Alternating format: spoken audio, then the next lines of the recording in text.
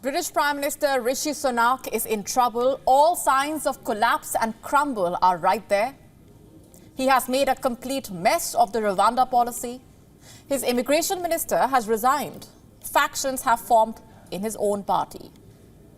And to do some damage control, he hastily called for a news conference, and then he managed to attract ridicule for himself.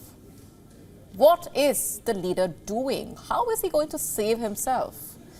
He is desperately trying to get his controversial deportation plan off the ground, but Tories are not convinced. And just hours after the Prime Minister tabled a bill to save his Rwanda deportation policy, Immigration Minister Robert Jenrick called it quits. What for?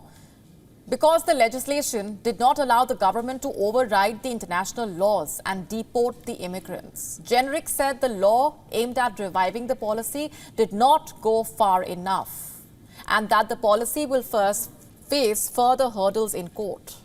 Senior Tories have warned Sunak that his plan is doomed to fail. Listen to what former Interior Minister Suella Braverman had to say about the bill. It is now or never. The Conservative Party faces electoral oblivion in a matter of months if we introduce... The Conservative Party faces electoral oblivion in a matter of months if we introduce yet another bill destined to fail. Do we fight for sovereignty, or do we let our party die? You see, right-wing Tories want to ensure that the UK can act unilaterally, that it can send flights to Rwanda without any hurdles. Sunak is trying hard to appease the MPs, but he is struggling to deliver. And there is a rebellion boiling among the Conservatives. It's not just the right-wing members. There are 4 different factions, each with its own demands. What are these groups about, and how much of a threat are they really to Rishi Sunak? Number 1, One Nation. It was set up to represent the views of centrist Tories. Some of its prominent members are Justice Secretary Alex Chalk, Attorney General Victoria Prentice, Damien Green, Stephen Hammond, and Matt Warman. The group claims to have a membership of over 100 MPs. Behind the scenes, senior figures in this group have made it clear that they would not support the Rwanda policy if Sunak went too far, as in if he disregarded the UK's international legal obligations. And this threat was one of the reasons why Sunak did not back the most hardline version of the bill. Faction number 2, European Research Group. It was once the most powerful and effective grouping of Tory MPs. But since Britain left the EU, it has struggled to maintain its relevance. Its leading figures are Bill Cash, Mark Francois, Craig McNally. This faction does not pose any significant danger to Rishi Sunak.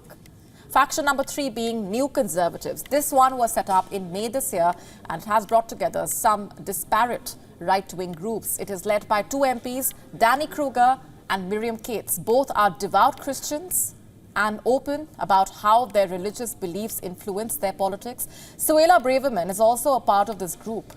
Despite being the newest caucus, it has caused waves by pushing for more radical measures to cut migration and reform taxes. New Conservatives pose the biggest challenge to Sunak's leadership. And lastly, we have the Conservative Growth Group. This one is forged out of Liz Truss's failed premiership. It is focused on the libertarian-style policies that MPs believe will boost the economy.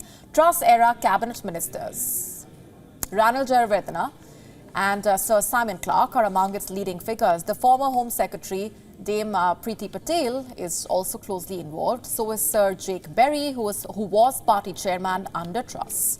Some demands made by the group are cutting corporation tax and stamp duty, loosening planning regulations to build more homes, and resuming fracking. You see, all these factions put their personal views and interests over the broader party's objectives, and together they can make or break Sunak's premiership.